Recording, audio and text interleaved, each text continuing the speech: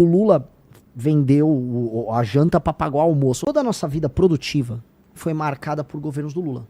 A gente se tornou mais produtivo, a gente investiu nas nossas carreiras, a gente tomou as decisões como homens maiores de idade em um país governado basicamente por ele ou pela sucessora dele, pela Dilma. E o Brasil não se tornou um país melhor. A gente viu o problema da violência aumentar.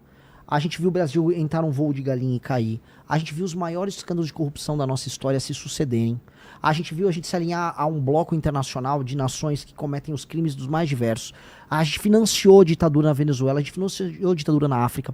A gente viu o início de discussões no Brasil sobre ódios interregionais. A gente viu o PT dividir o Brasil. A divisão que a gente tem no Brasil, falando, é o direito civil. Mentira, quem dividiu como política foi o PT. Foi a estratégia que o João Santana adotou com o Lula, após o Lula ter o Bolsa Família, que aí ele ficou realmente hegemônico no Nordeste. O Lula ganhou em 2002 com um voto bem distribuído por toda a nação. Tinha voto no Sul, daí ele ganhou em São Paulo em 2002. Entendeu?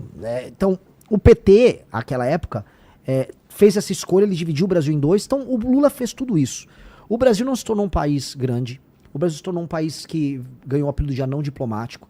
O Brasil perdeu todas as grandes oportunidades de se tornar uma das grandes nações da história. Se o Brasil tivesse feito as reformas de competitividade que a gente está falando em fazer, que eu comentei hoje num programa, durante o governo Lula nos anos 2000, o Brasil teria estourado, deslanchado. Se previdência, reforma administrativa, se reforma trabalhista, se, vamos dizer, o cuidado com a questão fiscal permitindo que os juros ficassem baixos, tudo isso acontecesse naquela época, o Brasil tinha infraestrutura, empresas se instalavam aqui, tinha complexidade, o mundo era outro.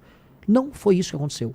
O Lula vendeu a janta para pagar o almoço, ou seja, ele vendeu o nosso futuro para ele poder comprar os carguinhos dele, ganhar as eleições dele e a sucessora dele, a Dilma. Portanto, o Lula é o grande câncer da nossa geração. O Lula tem que deixar de existir do ponto de vista político. A memória política do Lula tem que ser esquecida. O Lula foi o grande desperdício geracional nosso. E o Lula também representa uma geração, os sonhos da geração dos anos 60, 70 no Brasil, meio de esquerda e tal, que não larga o nosso pé. Não larga, parece que a gente tem que viver o tempo todo o sonho daquela pessoa que assistiu o filme Ainda Estou Aqui, as brigas da ditadura militar, aquelas categorias de pensamento idiotas. O Lula tem que sumir, vai dar pombo pro milho, Lula, vai cuidar da Janja. Já deu, o governo dele cansou, ele mesmo tá cansado. Todo mundo percebe que o Lula já não consegue raciocinar direito, ele tá cansado, ele tá sem energia. Esse homem sem energia, deprimido, cansado, que já não sabe qual é o projeto dele do Brasil, tanto que qual é a proposta dele? Pé de meia, vou te dar uma graninha pra você ir pra aula. Ir pra aula é obrigação. Vou te dar um botijão de gás. Vou te dar energia elétrica. É isso o projeto de Brasil do PT?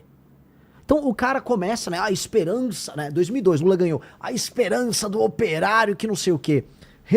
Acelera a fita, chegamos em 2026, eu vou te dar um botijão de gás.